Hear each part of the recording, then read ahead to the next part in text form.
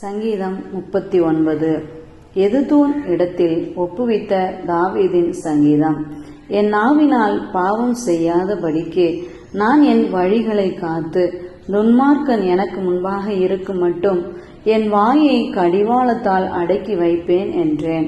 நான் மௌனமாகி ஊமையனாயிருந்தேன், நலமானதையும் பேசாமல் அமர்ந்திருந்தேன். ஆனாலும் என் துக்கம் அதிகரித்தது, என் இருதயம் எனக்குள்ளே அனல் கொண்டது.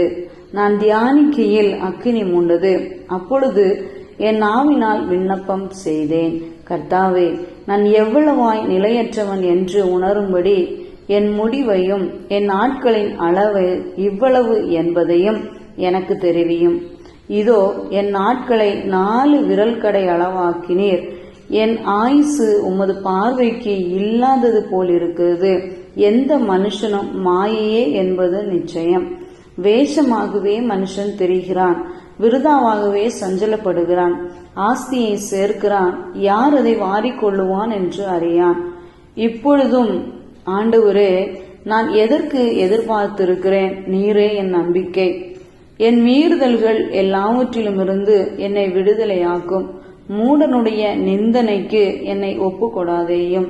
நீரே இதை செய்தீர் என்று நான் என் வாயை திறவாமல் மௌனமாயிருந்தேன்.